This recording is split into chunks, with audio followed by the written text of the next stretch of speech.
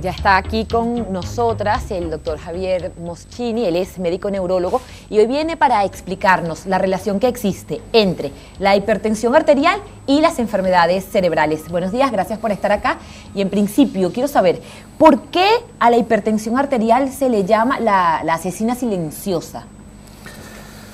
La hipertensión arterial, buen día ante todo, ¿no? Y gracias por la invitación. La hipertensión arterial es una de las principales causas de daño cerebral y es una causa, por otro lado, modificable sobre la que podemos actuar. La edad, el progreso de la edad también tiene enorme peso, pero no es algo que podemos modificar. La hipertensión arterial produce daño silencioso, esto es sin síntomas, durante un periodo largo de tiempo. Es decir, los pacientes con hipertensión arterial no sienten dolor ni molestias físicas durante un periodo largo de tiempo y sin embargo está ocurriendo daño en su organismo, en el cerebro y en otros órganos. La hipertensión arterial daña 3 órganos principalmente, que son el cerebro, el corazón y los riñones. Daña en mayor o menor medida todos los órganos del cuerpo, pero estos son los 3 órganos principalmente afectados. Y para todos los órganos hay un periodo muy prolongado de tiempo donde ocurre daño sin síntomas, pero sin embargo este daño sin síntomas puede ser detectado realizando estudios y actuar en esa fase para evitar que aparezca la fase tardía de daño con síntomas. Bien. Y cuando ya se manifiestan los síntomas, ¿cuáles son? ¿Cómo los podemos identificar? Y bueno, saber que obedecen a la acción de la hipertensión arterial sobre nuestro cuerpo. En cerebro, es decir, el daño cerebral provocado por la hipertensión arterial, el más obvio, clínicamente evidente, conocido, es el accidente cerebrovascular, ¿sí? El daño cerebral hipertensivo es fundamentalmente infarto y hemorragia cerebral. En pacientes con ACV isquémico o infarto cerebral y ACV hemorrágico o hemorragia cerebral, la causa principal es la hipertensión arterial, no la única, también tienen peso la diabetes, los problemas de colesterol, de triglicéridos, el tabaquismo, la obesidad, el sedentarismo, la edad avanzada, la historia familiar, pero la hipertensión arterial es la causa modificable número 1 de la lista. Y para diferentes formas de infarto y hemorragia cerebral. Por ejemplo, para la hemorragia cerebral provocada por aneurismas, por ruptura de aneurismas cerebrales, la hipertensión arterial y el tabaquismo también son los 2 factores de riesgo modificables más importantes, aun cuando hay una base genética. Es decir, aun cuando existe una base genética importante, siempre entre los factores de riesgo modificable, entre las condiciones en las que se puede actuar y modificar la hipertensión arterial, es el factor número 1, el de más peso a nivel poblacional y también individual, digamos, ¿no? Pero hay una relación menos obvia y te había propuesto conversar sobre esto principalmente. Es decir, la relación con infarto y hemorragia cerebral, por otro lado, hemos conversado muchas veces y la vamos a seguir conversando, pero quería hablar sobre una relación que es menos evidente y que es el deterioro cognitivo vascular.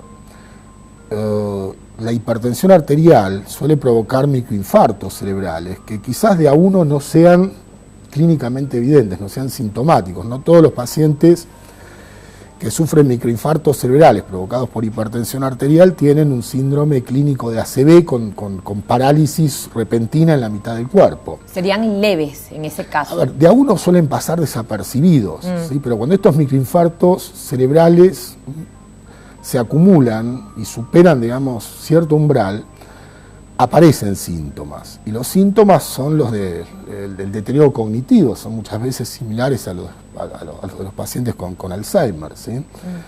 A ver, los microinfartos cerebrales afectan principalmente la sustancia blanca cerebral. La sustancia blanca es el cableado del cerebro. Estos microinfartos, cuando dañan de forma sustancial la sustancia blanca, el cableado del cerebro, también afectan el flujo de información, la conectividad del cerebro. Cuando los microinfartos son muchos, cuando el daño de la sustancia blanca supera cierto umbral, aparecen síntomas por fallos de la conectividad cerebral, ¿sí?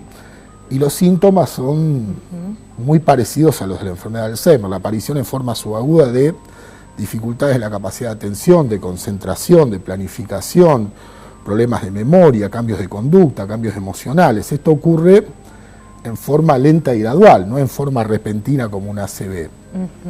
Y por otro lado, en los últimos 10, 20 años se ha hecho evidente que la mayoría de los pacientes que tienen síntomas clínicos de enfermedad de Alzheimer, cuando hacemos tomografía o resonancia magnética, la mayoría tienen estos microinfartos cerebrales vinculados a hipertensión arterial, digamos. Ese es el patrón radiológico habitual. Los síntomas son tipo Alzheimer, pero la resonancia muestra microinfartos cerebrales. Y estos microinfartos cerebrales, a ver, son prevenibles, ¿sí? Actuando sobre las causas principales con la hipertensión arterial, digamos, en primer lugar, son prevenibles. Y actuar tiene importancia porque implica desacelerar, digamos, la progresión de la enfermedad, evitar que la enfermedad progrese.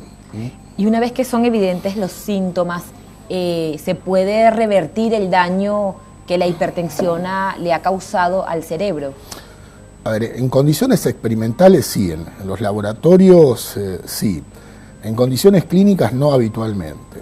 En condiciones clínicas, en las condiciones de la práctica médica habitual, el objetivo principal del tratamiento no es la regresión de las lesiones que ya ocurrieron, sino la progresión de las lesiones, evitar que la enfermedad siga progresando, que el daño siga progresando y que los síntomas sigan progresando. Bien, ¿y en qué medida podemos o cuáles son las recomendaciones que generalmente hacen los especialistas para evitar entonces la progresión de todas las enfermedades cerebrales que están asociadas a hipertensión? El primer punto es el control periódico en salud, digamos, ¿sí? Porque, a ver, y es parte del objetivo de esta charla, ¿no? Medirse la presión regularmente, sobre todo a partir de los 40 o 50 años, pero en cualquier etapa de la vida, para evitar la aparición del daño, ¿sí? Cuando el daño ya es muy avanzado, también de importancia actuar, ¿sí? Para evitar la progresión de los síntomas. Pero hay una fase en donde la detección de la hipertensión arterial sin síntomas permite adelantarse muchísimo tiempo, décadas, a la aparición de daños, ¿sí? Hay estudios en marcha con evidencias favorables que muestran que tratar hipertensión a los 40, 50 años permite evitar el desarrollo de demencia 30 o 40 años después. ¿Sí? Y que este abordaje es efectivo, digamos, claro, que es útil. Que es sumamente importante la detección y el tratamiento precoz. Sí. Mañana usted va a estar hablando de este tema en Neuquén Capital. Así ¿Puede comentar más sobre la actividad? Sí, mañana vamos a hablar de este mismo tema, la relación entre hipertensión arterial y enfermedades cerebrales, tanto la relación más evidente, el ácido isquémico, la hemorragia cerebral, como un tema que yo estoy particularmente interesado y que mencionamos recién, el deterioro cognitivo vascular, ¿sí? Las demencias vasculares. La charla va a ser en la Fundación Alma Comahue. Alma Comahue es una fundación dirigida, digamos, a la contención, a la educación de los familiares y cuidadores de pacientes con demencias. La dirección la tenés ahí anotada. Pinar 564, en Neuquén Capital. ¿Sí? Va a ser a las 10 de la mañana. Así es, de 10 a 12, la entrada es libre y es gratuita y no está dirigida esta charla a médicos, sino al público en general. Así que están todos invitados.